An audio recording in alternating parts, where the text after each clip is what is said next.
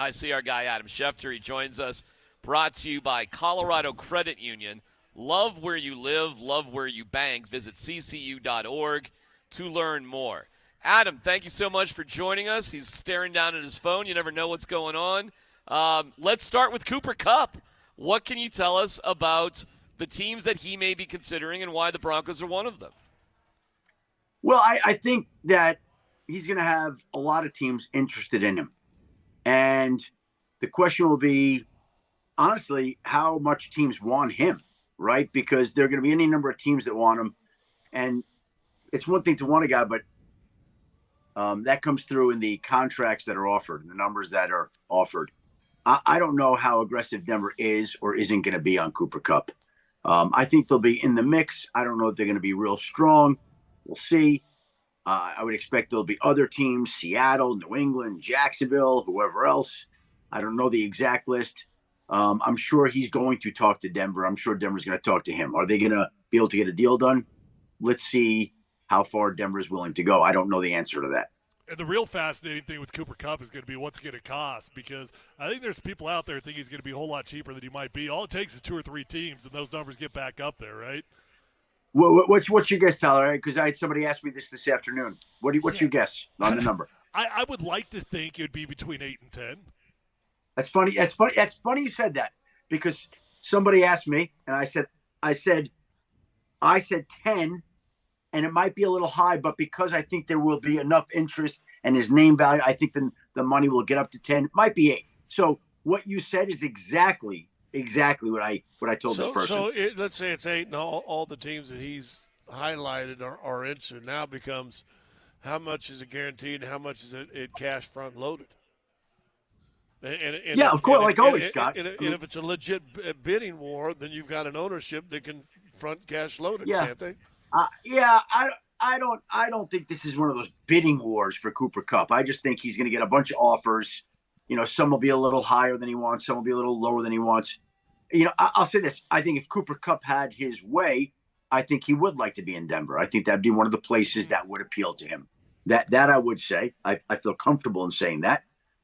Whether Denver's offer, if Denver's even interested, is going to be competitive enough with some of the offers is a whole other thing. If it gets 8 to 10, I'm going to guess Denver's not there. But if it's a little lower, I could see Denver being interested. Now, could they decide all of a sudden, you know what? Okay, it's at 8. We're at 5, 6. Let's go up $1 million. Sure. Again, I'm making a lot of inferences that I don't know, right? But we're giving you hypothetical scenarios. My guess is the number's going to be 8 to 10, depending on how much interest he gets. Just like Tyler said, I thought 10. Tyler said 8 to 10. It could be 8, could be 9, could be 10. Maybe if there's enough teams, it gets up to 11, 12. That could be 2, right? I think Cooper Kupp will have interest in Denver. I think Denver will have some interest. I don't know how strong Denver's interest is. Take us through the Evan Engram saga. In all honesty, Adam, we thought he was gone. We thought after they wined and dined him, took him out to Shanny's, was here the whole day, then he leaves for the Chargers. We're like, oh, well, that didn't work out. How did he boomerang back to the Broncos? Well, I don't know that he boomeranged. He came in for a physical to get looked at because he was hurt last year. I think that was the big part of it. And they spent a lot of time, and they thought he was a great guy. They really liked their time with him and enjoyed it. And so I think sometimes these guys just leave. It's not like they boomerang, like the visit's over. You're not going to stick around while the deal's being worked on. And that's what I would guess happened, is that he visited, he went through his physical, he passed the physical, they had dinner, everybody and now you work on the contract, but he's not sticking around. I'm not sure if the Broncos view it as like an emergency hole here, because the draft is really good at the running back position.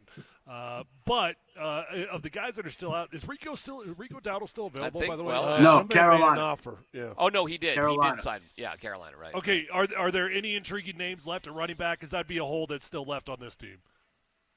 I mean, there are some running backs, but this, I think when you look at it, this is supposed to be one of the deepest drafts at running back that we've had. Yeah. And so I would guess that Denver is going to hit running back in the draft once, maybe twice, and come up with some backs there. Like, if the season started tomorrow, who would be the starting running back? Would it be Jaleel McLaughlin? Yeah. And it would be Jaleel, and it would be Tyler Beatty, and it would be Audric Estime. Blake Watson, and it would be Audric Estime. By the Good way, job, I know Adam. That was pretty good. I am impressed right there. That was impressive. Okay, now I would say this to you. I know that the city hears those names, they don't think anything.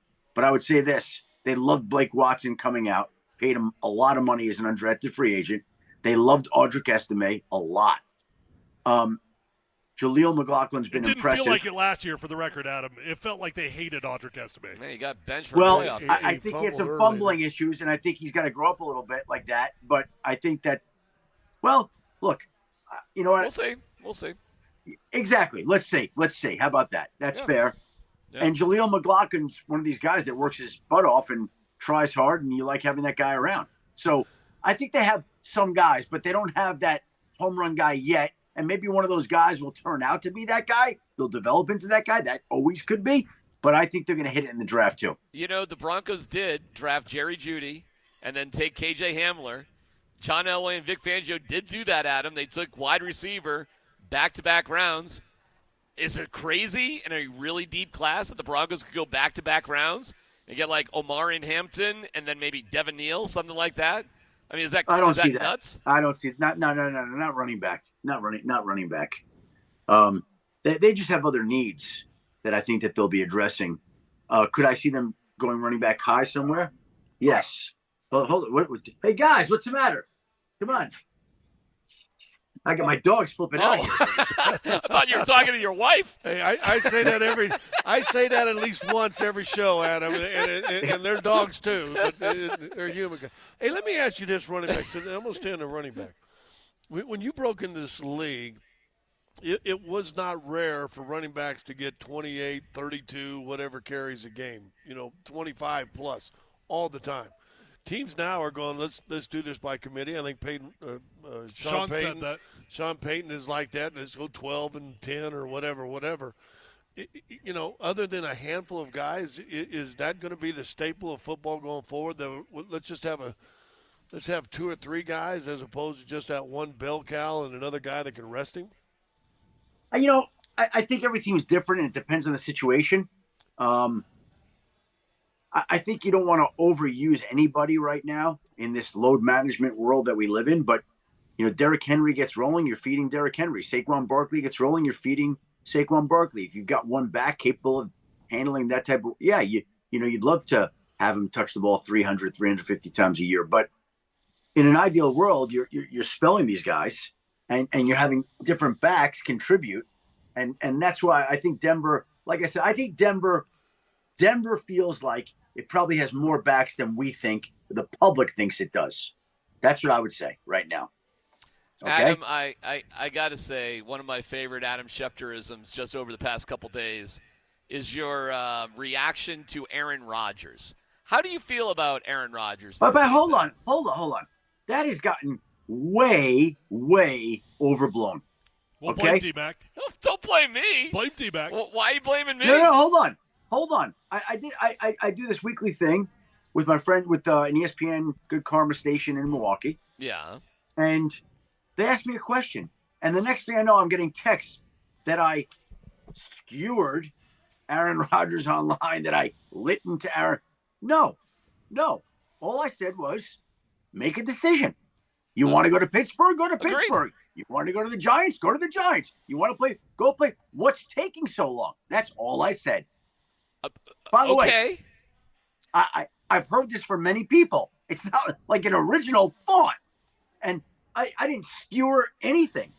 I mean, but it sells, so great. No, I'm Clicks. all with you. I said the same thing. Tyler actually defended Aaron Rodgers a little bit. We're looking at pictures of him contemplating life with a blanket on the beach, and I'm like, it's not that complicated, dude. You've had literally months to think about this thing. Here's what I'm wondering. Does he surprise everybody and just say, I'm done? No. Any chance? It's Adam. I don't think so, but look, with him, anything's possible. I mean, I think the last thing he would want is to end his NFL career after a season like that, where they got just the season did not go the way that anybody wanted. Like, that's going to be his last. It could be, but I don't think that's the way he's thinking. again, so I come back to my point. So what's taking so long? Like, why is it that hard? Agreed. That's not ripping him. That's not skewering him. That's just asking a question. Why is it taking so long? I could not agree with you more, by the way. And Tyler, you want to? I'm not defending any of that. I've just defended Aaron Rodgers, the human being, at times, where you just hate the human being, and I defend the human being. Well, we're not talking about anything like that. I know. I'm talking to DMac. That's me. I'm talking to DMac. That's me. I can't stand him. Yeah. So, but. So I loved you ripping him. No, I'm just joking. Yeah, you did. That's the only reason you wanted to bring that up is because you got him all excited. I said this yesterday, and I think you kind of agree. It's kind of tough to grade what free agency was. It's even tough to grade what you did in the draft until you see these guys actually get on the field and play. If these guys that Denver signed or stay healthy on paper, boy, it sure looks like they hit a home run and didn't spend tons and tons of money. That being said, at least on paper, who did you like in this free agency period that kind of, if it all works out, really may have made a splash? Well, Scott, when you get to this point in time, there are teams that have a lot more money, right? So, like New England spent a lot of money. Carolina spent a lot of money. I'm thinking the teams that spent money. So you're always going to look at them and say, like, oh, this team's a winner. Chicago. Yeah, they have a lot of money. Okay. So they got all these guys. Like, it's easy to look like a winner when you're spending a lot of money. Like, right. Let's see how the guys play. Like, is Milton Williams going to be a $26 million a year player? He's the highest paid player in Patriot franchise history. Mike Vrabel's at the press conference today saying, hey, we're going to need you to play more here than you did in Philadelphia. I would hope so for $26 million a year, right? So I don't get too much into the winners and losers aspect of this at this time of the year. I don't. Yeah, I don't either. All right, well, let's go, Adam. We love you. We appreciate you. I share your feelings about Aaron Rodgers. You're the best, and we'll talk to you next week. Let the record show, in no way did I skewer or rip him.